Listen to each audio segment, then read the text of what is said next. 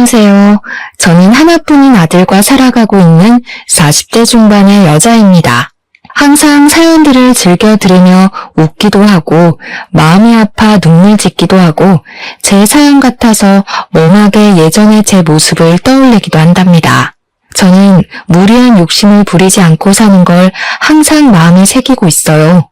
한때는 저와 가장 가까웠던 사람이 욕심으로 인해 어떻게 변해가고 망가졌는지 두 눈으로 똑똑히 보았기 때문이죠. 저와 비슷한 상황에 계신 분들이 있다면 도움이 되었으면 하는 마음으로 친한 친구에게도 말하지 못했던 제 사연을 용기 내어 한번 털어놓아 볼게요. 저는 대학 시절에 만난 동갑내기 친구와 10년이라는 긴 연애를 했답니다. 20대 중반 철없을 때의 모습부터 서로 다 지켜보고 서로에 대해서는 많은 부분을 안다고 생각했었죠. 남자친구도 저에게 참 헌신적으로 잘해주었고 이만한 성품과 다정함을 가진 남자는 드물 거라고 늘 생각해왔답니다. 우리 둘 다에게 첫 연애여서 서툰 구석도 참 많았지만 남자친구가 저를 배려하는 모습이 눈에 보였기 때문에 그토록 긴 시간을 연애하며 그 사람만 바라볼 수 있었겠죠. 대학을 졸업하고 제가 먼저 그래도 이름을 알아주는 기업에 취직을 하게 되었고 남자친구는 1년 늦게 취직을 하게 되었어요. 사실 저보다 연봉이 더 낮고 회사 생활도 만족스럽지 않았던지 그만두고 싶다는 말을 자주 하더라고요. 그러다가 회계사 시험 보고 싶다고 조심스럽게 말을 꺼내더라고요. 워낙 어려운 시험이라 준비하는 것만 해도 3, 4년은 잡아야 하고 한 번에 붙는다는 보장도 없으니까 제가 원하면 헤어져도 할 말 없다고 말이죠. 저도 곧 30이 되니까 불안한 마음이 있었지만 남자친구를 믿어보기로 하고 내가 열심히 뒷바라지 해줄 테니 한번 해보라고 허락해줬네요. 그렇게 남자친구는 6년이나 수험생으로 지냈고 저는 직장을 다니며 일주일에 한 번 보는 데이트 비용이며 소소한 선물들에 매달 용돈까지 내주었어요. 매주 엄마가 남자친구를 위해 반찬도 만들어줘서 날라다 주기 바빴고요. 말이 6년이지 남자친구가 시험에 떨어질 때마다 너무 힘들었답니다. 공부에만 전념해야 하는데 나 때문에 집중을 덜해서 자꾸 떨어지는 게 아닐까 하는 생각이 들 때도 있었고 저도 나이가 점점 들어가는데 이렇게 남자친구만 믿고 있어도 되는지 고민도 많이 했었죠. 하지만 남자친구가 더 힘들 걸 알기에 묵묵히 기다려줄 수밖에 없었고 결국 합격을 했을 때 정말 기뻤답니다. 남자친구는 다 제 덕이라면서 이제 취직하면 바로 결혼을 하자고 말하더라고요. 남자친구 부모님도 자주 배웠었는데 제 공이 크다면서 이제 고생 끝이니 결혼해서 행복하라고 덕담을 해주시며 흔쾌히 허락해 주셨죠. 그렇게 일사천리로 양가 부모님의 축복을 받으며 결혼을 했답니다. 신혼 1년 동안은 제 인생에서 가장 행복한 시절이었어요. 남편도 회계사 사무실에 빠르게 취직이 되어 열심히 일을 배우며 기반을 닦았고 예전 회사에 다닐 때보다 월급도 많이 올라 안정적인 생활을 할 수 있었답니다. 남편은 일이 많은지 야근을 하는 날이 늘어났고 저도 출근하느라 힘들었지만 남편을 위해 아침도 꼭 따뜻한 밥과 국을 새로 해서 차려주려고 노력했죠. 남편의 건강을 위해서 저녁에도 퇴근하자마자 장 보고 요리해서 무조건 고기가 들어간 팔첩 반상은 늘 준비했어요. 저는 30대 중반의 나이여서 임신이 어려울까봐 걱정을 했었는데 정말 감사하게도 금방 아이를 갖게 되었네요. 시부모님은 제가 복덩이라면서 저를 많이 예뻐해 주셨죠. 몸이 점점 무거워져 오고 남편이 그동안 고생했으니 이제부터 일을 그만두고 편하게 지내라고 말을 해주더라고요. 그렇게 저는 전업주부로 지내게 되었고 태교도 열심히 하면서 행복한 날들만 계속될 줄 알았답니다. 남편이 밤늦게 오는 날이 더욱 잦아지면서 저는 하루 종일 혼자 집에만 있으니 점점 외로워지더라고요. 호르몬 때문인지 감정도 들쑥날쑥한데 집에 돌아온 남편이 반가워서 옆에서 몇 마디 하면 피곤하다고 막 짜증을 내고 자버리는 날이 많아졌죠. 남편이 새로운 회사에 적응하기도 힘들고 일도 힘드니 그럴 수 있겠다고 머리로는 이해를 하지만 너무 서러워서 혼자 화장실에 들어가 몰래 울곤 했답니다. 제가 이해하려고 해도 정도는 점점 심해져서 새벽에 들어오는 날도 생기기 시작했죠. 일을 새벽까지 하는 게 말이 돼? 진짜 사무실에 있다가 오는 거 맞아? 딴 데 있다 오는 거 아니야? 딴 데 어디? 네가 봤어? 너 말 이상하게 한다. 상사한테 깨지고 일하느라 피곤해 죽겠는데 마누라가 돼서 위로는 못할 망정 의심하냐?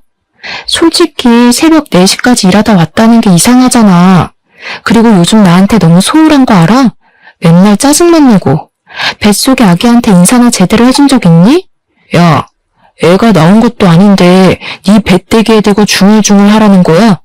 그건 또 어디 드라마에 나오디? 피곤해 죽겠는데 집에서 할 일 없이 노니까 별 쓸데없는 얘기를 하고 있어. 나 자기 나가. 저에게 이렇게 소리를 지르며 막말을 하는 게 정말 내가 연애 시절부터 만났던 그 남자가 맞나 싶더라고요. 싸울 때도 큰 소리를 낸 적이 한 번도 없었거든요. 너무 충격을 받아서 그 이후로 저도 남편에게 더 이상 말을 걸지 않았답니다. 그랬더니 저를 달래주기는커녕 투명인간 취급을 하면서 거의 밤늦게 오거나 새벽에 오는 일이 잦아졌죠.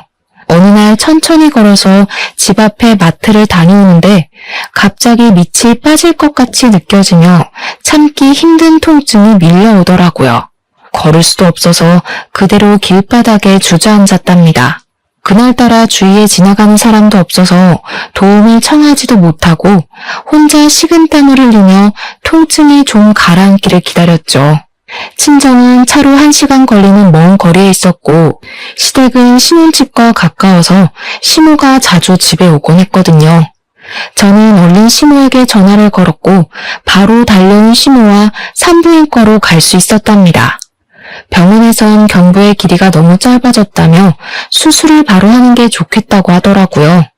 그렇게 저는 수술을 하고 입원을 하게 되었죠. 아기를 위해선 계속 누워 있어야 한다고 하더라고요. 저는 병실에서 힘없이 축 늘어져 있었는데 갑자기 옆에 있던 시모가 짜증을 확 내더라고요.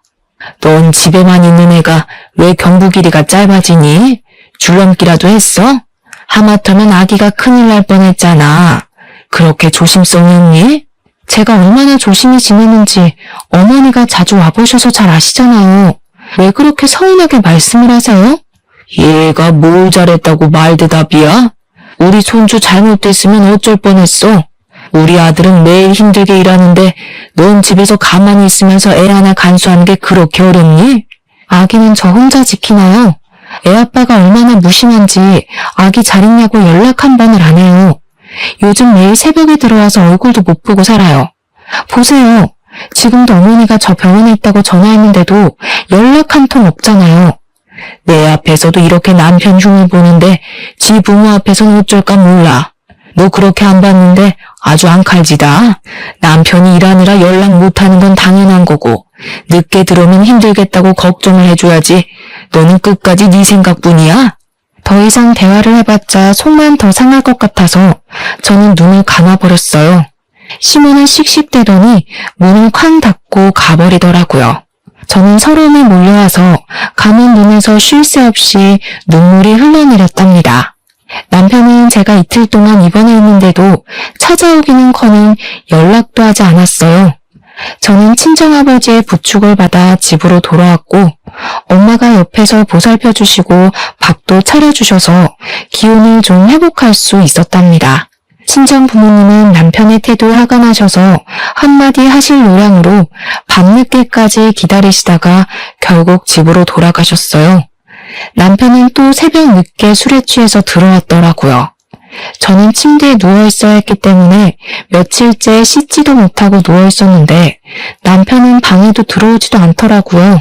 저는 결국 방으로 오라고 소리를 질러댔고 남편이 짜증이 가득한 얼굴로 들어오더라고요.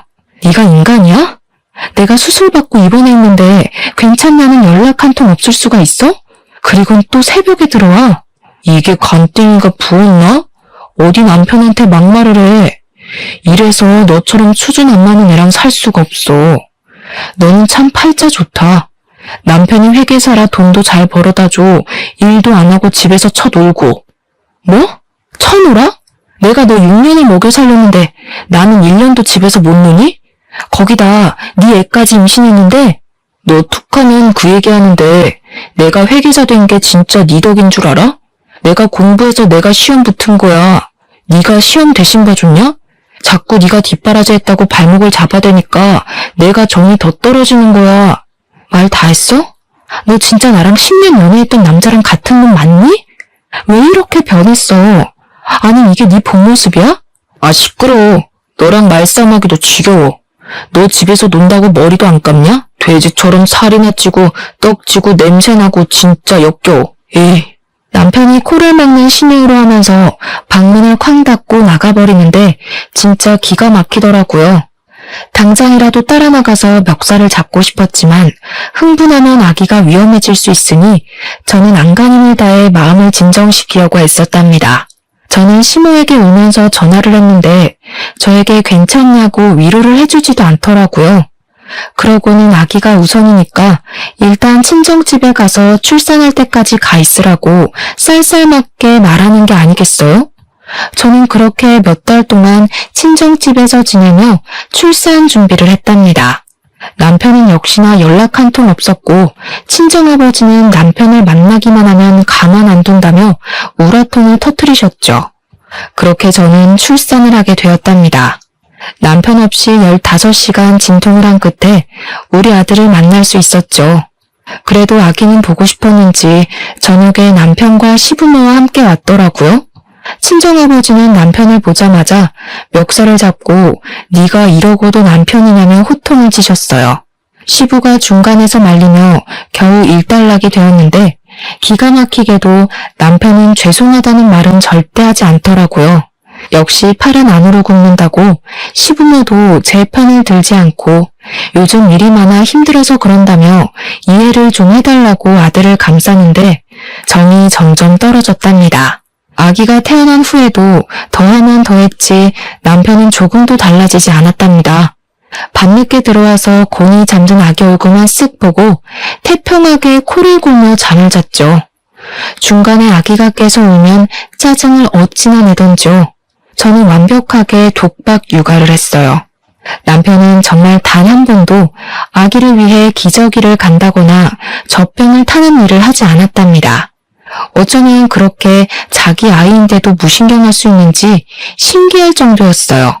심지어 아기가 우는 게 너무 듣기 싫다면서 애가 울면 이어폰을 끼고 방문을 닫고 들어가 버리는데 뒤통수를 때리고 싶을 때가 한두 번이 아니었죠. 저는 하루 종일 아기와 둘이 지지고 볶느라 점점 좀비처럼 지쳐갔고 우울증까지 걸릴 정도로 상태가 심각해져만 갔답니다.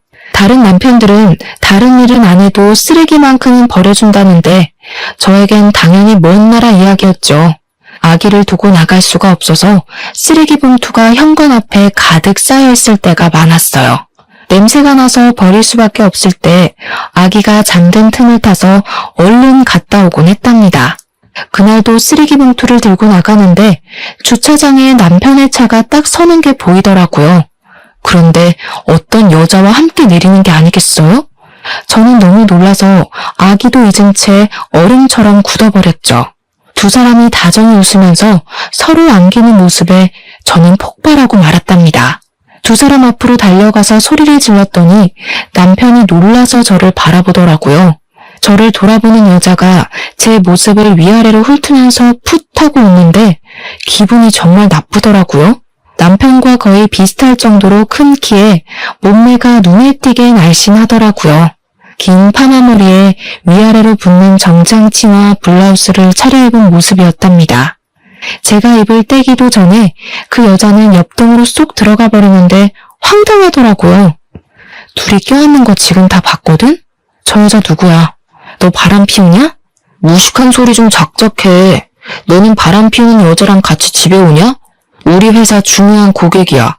내가 상담을 맡게 돼서 요즘 종종 만나서 회의하는 거고 알고 보니 같은 아파트여서 내가 데려다 준 거고 됐냐? 이 무식한 여팻네야. 너 진짜 말투 그따위로 할래? 너는 고객이랑 껴안니? 누굴 바보로 알아? 호구로 알아? 너 호구 아니었어? 하긴 너같이 해외 한번 못 나가본 애들이 어떻게 이해하겠냐. 미국에서 워낙 오래 살아서 인사를 아메리카식으로 하는 거야. 그만큼 친근감 표시하는 거니까 무식하는 티를 내지 말고 그냥 입 다물고 있어. 남편은 저를 팍 치고 지나가 버렸고 저는 너무 화가 났지만 아기를 생각해서 이를 꽉 문 채로 집으로 들어갔답니다. 그 이후로 문득문득 두 사람의 모습이 자꾸 아른거리는 게 가슴이 콱 막히는 것 같았어요. 저를 비웃던 여자의 얼굴도 떠올라 화가 나기도 하고요. 저는 가끔 오시는 친정엄마 도움을 받으며 혼자 힘들게 아기를 키워나갔답니다. 그 사이 남편은 점점 새로운 옷이 늘어나기 시작했어요. 옷을 세탁하려고 보면 못 보던 명품 셔츠들이 계속 나오고 명품 가방도 여러 개로 늘어나 있고요. 심지어 손목엔 값이 꽤 나가는 명품 시계까지 차고 있더라고요. 어디서 났냐고 물어보면 이렇게 하고 다녀야 더 수준 높은 고객을 만날 수 있는 거라면서 다 사회생활 하는 거니까 신경 끄라고만 대꾸했죠. 남편이 얼마나 잘 꾸미고 다니는지 10년 전에 연애하기 전보다 어려 보이더라고요. 저는 머리도 못 감고 티셔츠는 며칠째 같은 걸 입고 살고 있는데 말이죠. 그렇게 뭘 끊임없이 사다 나르면서도 아기 손수건 한 장 안 사오는데 진짜 학을 댔답니다. 아기가 태어난 후로는 남편은 집에선 밥 안 먹은 지도 오래돼서 저는 혼자 먹을 국만 한 솥 끓여놓고 매일 국에 밥만 말아 먹으며 지냈는데요. 남편은 밖에서 매일 뭘 먹고 다니는지 얼굴에 윤기가 반지르르 해서 다니는데 어찌나 꼴 보기가 싫었는지 모른답니다. 어느 날은 차 키가 바뀌어 있길래 설마 하고 물어보니 차도 아주 비싼 외제차로 바꿨더라고요. 이 모든 일을 저에겐 한마디도 하지 않고 버리는데 매달 주는 생활비도 점점 적게 주기 시작하더라고요. 저는 말하기가 치사해서 웬만한 아기용품은 제가 모아둔 돈에서 사고는 했답니다. 어느 날 오랜만에 시모가 전화를 해서는 반찬을 좀 했다고 주러 온다고 하더라고요. 시모가 오겠다는 시간이 지나도 연락이 없어서 저는 시모를 기다릴 겸 아기와 산책도 할 겸 유모차를 끌고 단지 앞을 한 바퀴 돌고 있었어요. 거의 집 앞에 닿았을 때 시모가 옆동에서 나오는 걸 보게 되었죠. 어머니, 왜 거기서 나오세요? 오랜만에 오셔서 헷갈리셨어요. 거기는 옆동이에요. 아니 여기에 내 친구가 살아서 잠깐 수다 좀 떤다는 게. 근데 너는 왜 나와 있니? 어머니 기다리면서 아기랑 한 바퀴 돌았어요. 너무 집에만 있어서 바람 좀 쐬고 싶어서요. 근데 반찬 가지고 오신다면서 빈손이시네요? 시모는 깜짝 놀라면서 다시 옆동으로 들어가셨죠. 저는 현관 앞에 서서 바라보다가 엘리베이터가 12층에 서는 것을 보았답니다. 그러자 시모가 묵직한 쇼핑백을 들고 내려왔더라고요.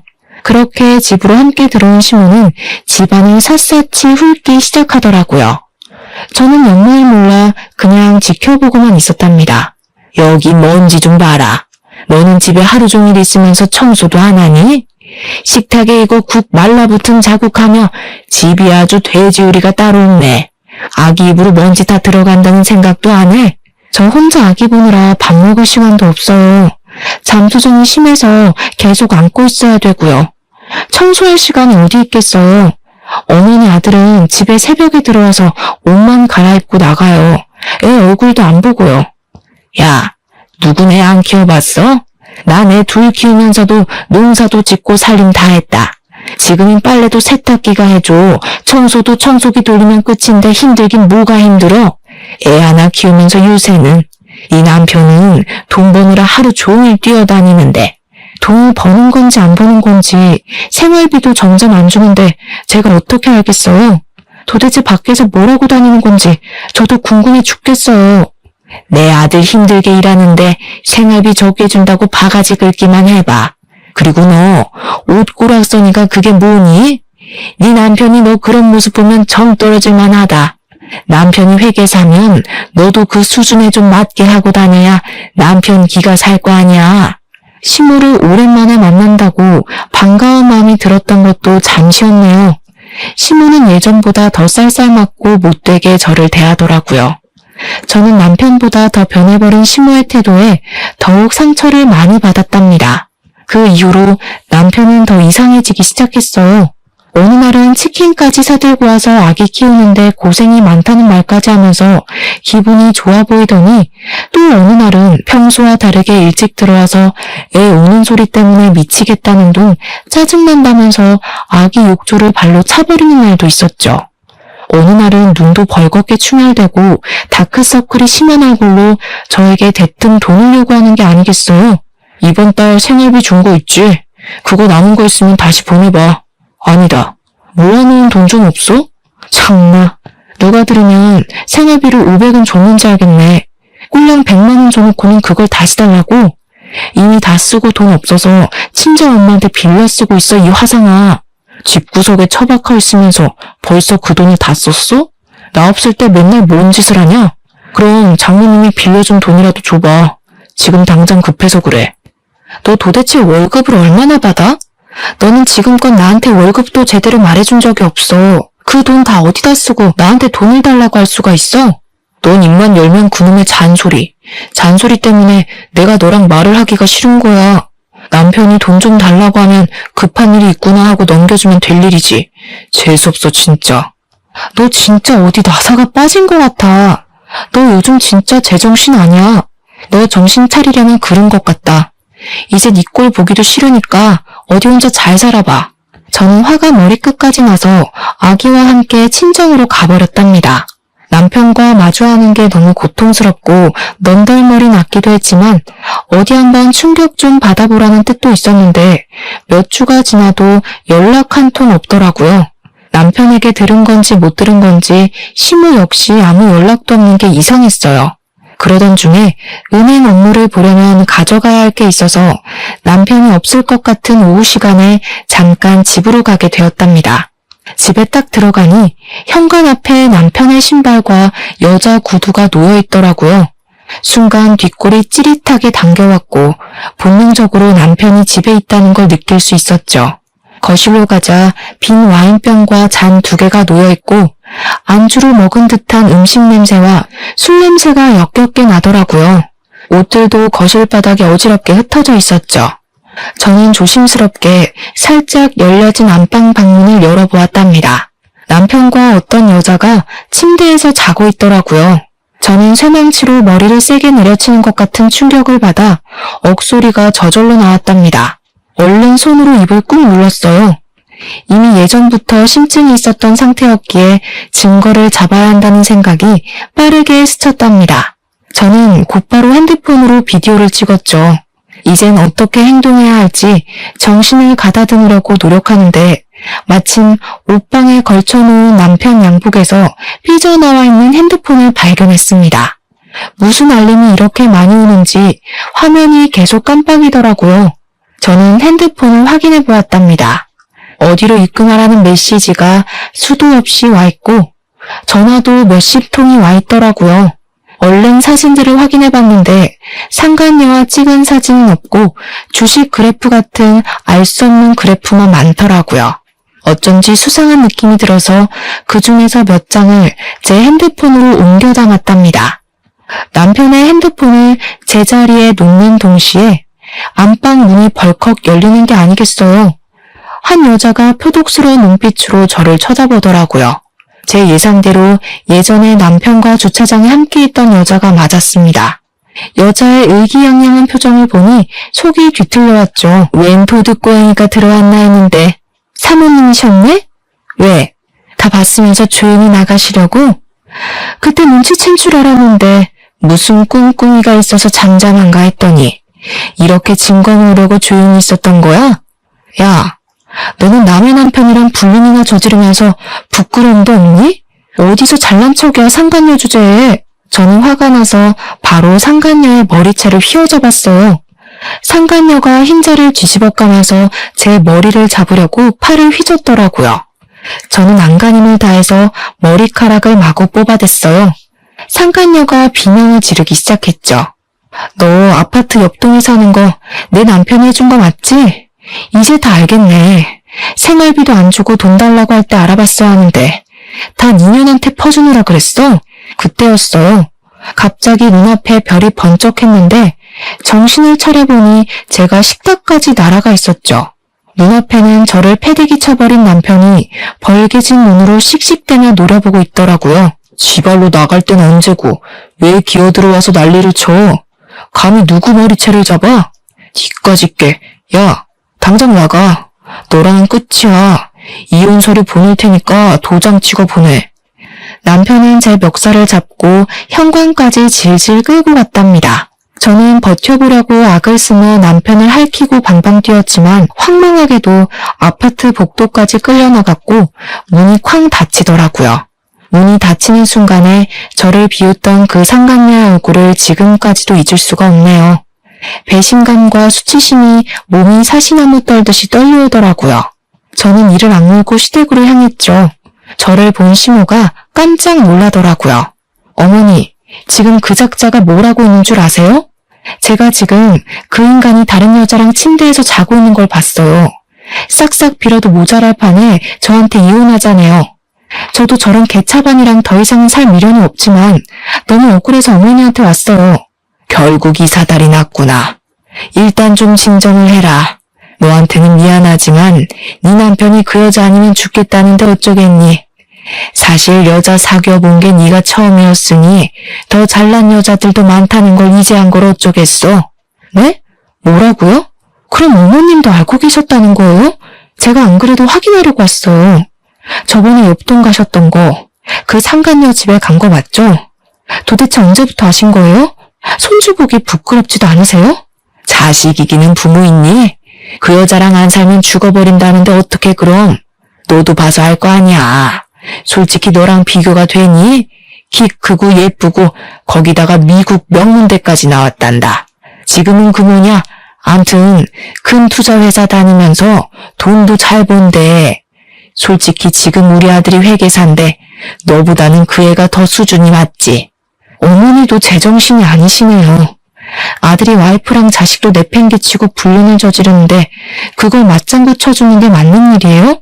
하긴 어머니가 양심이 전혀 없으니까 아들도 똑같이 닮아서 이런 인간 같지도 않은 일을 벌였겠죠. 그때 시모가 제 뺨을 철썩 때리는 게 아니겠어요. 저는 얼얼한 뺨을 감싸쥐고 시모를 노려보았답니다. 사람이 충격을 여러 번 받으면 이렇게 정신이 나가는구나 싶은 생각이 들더라고요. 듣자 하니까 아주 막 나가. 네 본 모습을 보니까 빨리 헤어지게 하고 그 애한테 새 장가 보내야겠다. 네 수준에 회계사 남편 뒀으면 감사합니다 하고 수발이나 잘 될 것이지. 남편 바가지나 긁어대고 막말이나 해대고 뭔 의리를 지키겠다고 이런 급 안 맞는 애랑 결혼까지 시켰는지 내가 후회 막신이야 아주. 우리 아들 발목 잡지 말고 당장 갈라서. 제가 계속 노려보자 시모가 다시 한번 손을 올리더라고요. 저는 시모의 손목을 힘껏 잡아 비틀어 내렸어요. 시모가 아프다며 소리를 빽 지르더라고요. 저한테 이렇게 하신 거 꼭 후회하는 날이 올 거예요. 하나뿐인 손자 얼굴도 다시는 못 보실 테니 부디 그 여자한테서 손녀 손자 많이 얻길 바랄게요. 저는 시모의 손목을 팍 던져버리고 시댁을 나왔답니다. 울지 않으려고 이를 악물었지만 어느새 눈물이 줄줄 흐르고 있더라고요. 정처 없이 걸어가는 내내 남편을 처음 만난 순간부터 지금까지의 일들이 단편 영화처럼 차르륵 머릿속을 지나갔답니다. 이런 결말을 맞이하려고 그렇게 아낌없이 사랑했나 싶은 마음에 나 자신이 정말 바보 같을 뿐이었죠. 그렇게 며칠이 흐를 동안 어떻게 해야 할지 무수히 고민을 했답니다. 일단은 상간녀를 만나 얘기를 하던 싸움을 하던 해서 그 내용을 녹음을 해두자는 생각이 들었죠. 저는 전에 시모가 12층으로 갔던 기억을 살려 무조건 12층으로 올라가 봤어요. 두 집 중에서 어느 쪽일까 잠시 고민하는데 한 집에서 남녀의 대화 소리가 시끄럽게 들리더라고요. 저는 그 집 현관문에 귀를 대고 들어보았는데 상간녀의 목소리가 똑똑히 들려왔답니다. 이제 거의 다 턴 것 같지? 더는 돈 나올 구멍이 없는 것 같은데 보증 몇 개만 더 할까? 정확하게 무슨 내용인지는 알 수 없었지만 여자의 육감은 무섭다고 촉이 대충 오더라고요. 저는 조용히 친정집으로 돌아와서 그 여자 신상에 대해서 알아보기 시작했답니다. 남편이 자기 회사 고객이라고 했던 말이 떠올라서 남편이 일하는 회계 사무실로 전화를 걸어 슬쩍 물어봤죠. 남편 이름을 대고 와이프라고 하자 전화를 받은 직원 목소리가 바로 쌀쌀맞아지더라고요. 남편이 담당하는 고객은 딱 한 명뿐이라고 하길래 제가 대충 상간녀의 인상착의를 말하며 아닌 척을 하자 별 의심 없이 여자의 이름과 투자회사 이름을 알려줬답니다. 인터넷 검색을 해보니 투자회사 이름으로 된 사이트가 나오긴 하더라고요. 사이트를 보는데 주식 그래프 같은 게 있고 거기에 있는 로고가 낯이 익었답니다. 혹시나 하고 남편의 핸드폰에서 옮겨온 사진을 보니 같은 로고였고 그 로고 이름으로 투자 앱이 있는 걸 알게 되었죠. 무슨 앱인지 정보를 찾아보니 놀랍게도 사설 도박 사이트였어요. 주식 투자를 가장했지만 사실은 도박이었고 남편은 여기에 빠져있는 걸로 보였죠. 불륜에 이어 도박까지 하다니 남편을 떠나 아이 아빠의 자격이 전혀 없는 사람이고 이런 아빠는 없는 편이 나은 것은 확실했죠. 순간 친가 쪽 사촌 오빠가 경찰이었기 때문에 가족들에게 문제가 생기면 종종 도움을 받았던 게 기억이 나더라고요. 저는 오빠에게 전화를 걸어서 투자회사 이름을 비롯해서 도박 앱, 상간녀 이름 등의 정보를 알려주고 수사를 해보면 좋을 것 같다고 말을 해두었답니다. 남편은 메일을 전화해서 이혼을 요구하더라고요.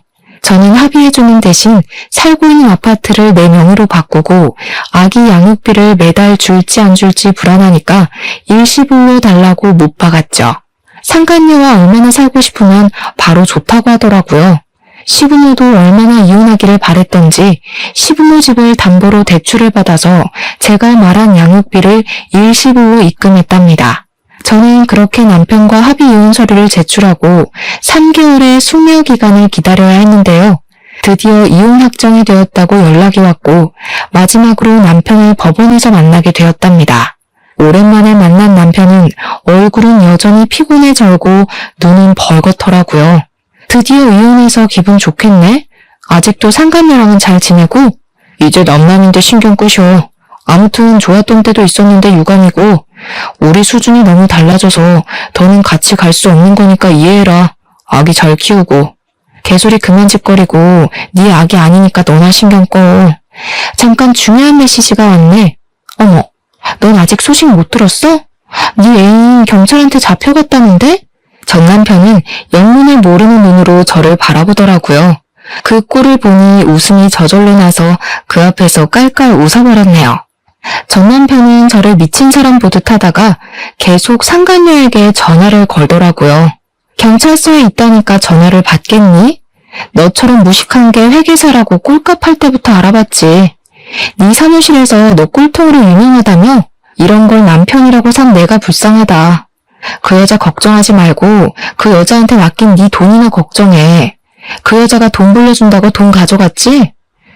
그걸 네가 어떻게 알아? 내 돈 걱정하라니 그게 무슨 말이야. 네가 한다는 그 투자 앱이 도박 사이트랑 똑같다는 거 눈치도 못 챘냐? 그게 진짜 투자면 넌 왜 밤새 가면서 홀짝 도박을 하고 있는데? 그 여자가 도박업체 운영하는 대단하신 분이란다. 너처럼 갓 전문직 돼서 정신 못 차리는 바보들한테 상담한다고 접근해서 투자 권유하는 척하면서 도박판으로 끌어들이는 거란다. 너 개털됐어. 어떡하니? 이 거지 같은 게 무슨 말도 안 되는 소리를 하고 있어. 그런 말도 안 되는 얘기 짓거리면서 그렇게 나를 붙잡고 싶냐?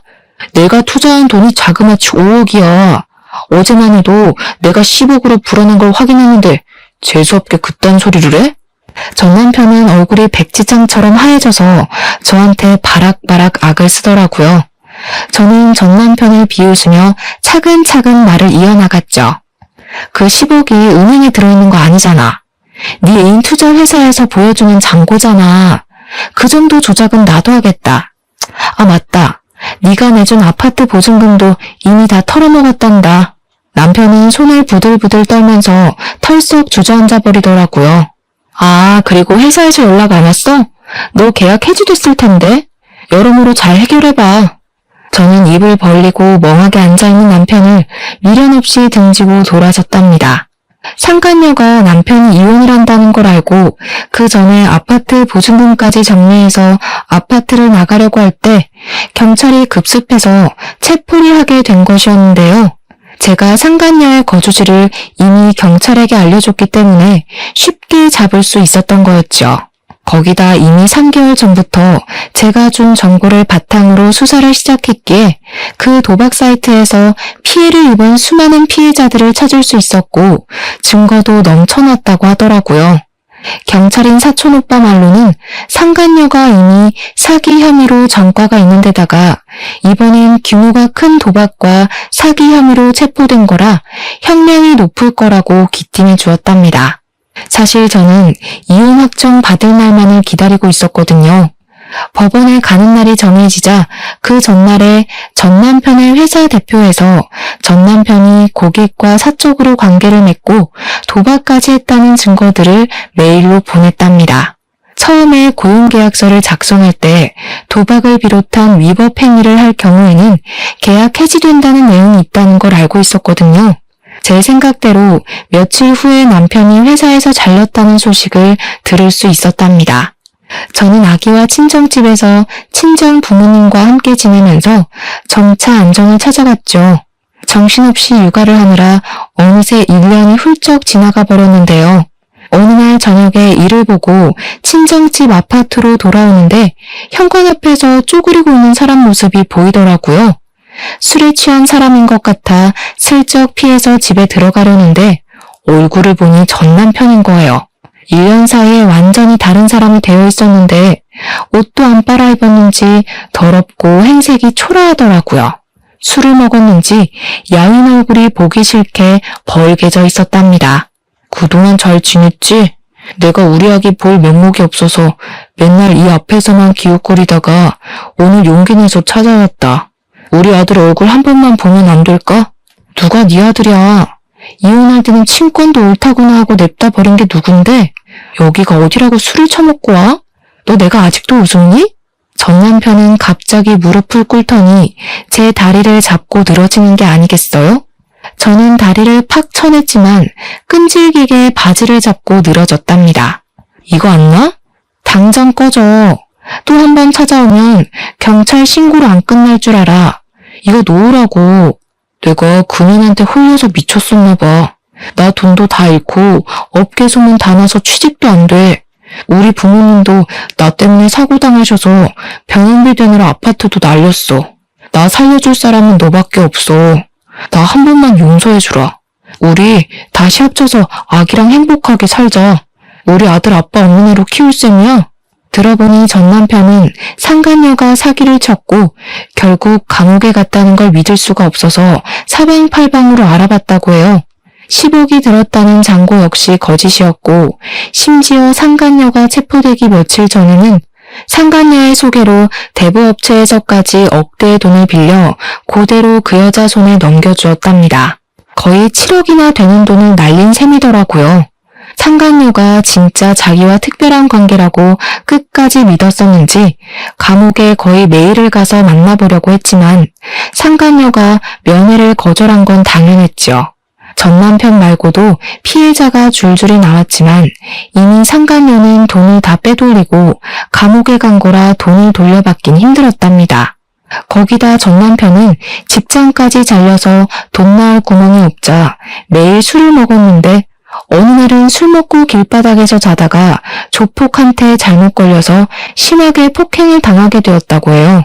경찰에 연락을 받고 시부모가 급하게 경찰서에 오다가 교통사고가 났고 시모가 크게 다쳐서 지금까지도 의식이 없다더군요. 우리 다시 합치자. 네가 나 도와주면 나 금방 일어설 수 있어. 우리 부모님도 너랑 손주가 너무 보고 싶으시대. 우리 아들이랑 같이 병원에 한번 가주면 안 될까? 전 남편이 짓거리는 소리를 듣고 있으니 화가 점점 머리 끝까지 올라왔습니다. 저는 제 다리를 끌어안고 있는 전 남편을 세게 밀쳐버리고 집 안으로 들어갔어요. 부모님이 시끄러운 소리를 들으셨는지 현관 앞에 서 계시더라고요. 저는 엄마에게 얼른 아기랑 방으로 들어가라고 하고는 걸레 빠는 양동이에 변기물을 냅다 퍼다 담았답니다. 그걸 보신 아버지가 어느새 얼음을 양동이에 쏟아부으시더라고요. 제가 문을 벌컥 열자 고개를 푹 숙이고 있던 전 남편이 재빨리 고개를 들더라고요. 그 눈에 일말의 희망이 반짝하는 걸 보니 아주 꼴사나웠죠. 저는 냅다 양동이물을 전 남편에게 들이부었답니다.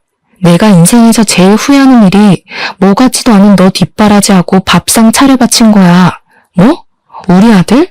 기저귀 갈아주는 건 바라지도 않았다. 네가 여자한테 미쳐서 아들 얼굴 제대로 본 적이나 있냐? 한 번 안아본 적도 없는 게 어디서 우리 아들이래? 내 인생에 다신 나타나지 마. 여보, 제발 예종을 생각해서 우리 아들 얼굴이라도 보여줘. 그럼 나 염치 없지만 5만 원만 좀 빌려주면 안 될까? 엄마 병원에 가야 되는데 차비가 없어서. 그때 친정아버지가 나오셔서 전 남편 멱살을 잡고 흔드시며 거지 새끼가 어디서 돈을 구걸하냐며 당장 꺼지라고 호통을 치셨답니다. 아버지가 전 남편을 아파트 출입구까지 질질 끌고 와서 패대기를 치셨고 저는 창문을 통해서 전 남편이 땅바닥에 구르는 모습을 지켜봤죠. 어이없는 건 그 후로도 몇 번을 더 찾아왔다는 건데요. 저는 일절 상대하지 않고 친정아버지가 해결해 주시고 한 분은 경찰 사촌 오빠까지 와서 전 남편에게 호통을 치셨어요. 그 후로는 무서웠는지 더는 찾아오지 않았답니다. 마지막까지 정말 비겁하고 치실한 인간이라는 걸 확인시켜 주더라고요.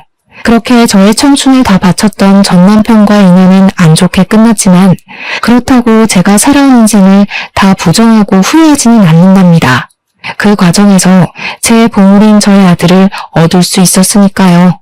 저는 아이가 어린이집에 다닐 수 있게 되어 본격적으로 취직 준비를 하기 시작했어요. 언제까지나 친정 부모님에게 기댈 수는 없으니까 말이죠.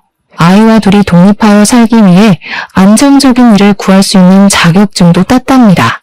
덕분에 저는 집에서 가까운 회사에 취직을 할 수 있었고 지금은 전셋집을 얻어 아이와 씩씩하게 살아가고 있죠. 인생을 살면서 언제나 좋은 일만 있을 수도 없고 나쁜 일만 계속되지도 않는 것 같아요. 그저 매일 주어진 하루에 감사하며 충실하게 살아가려고 한답니다.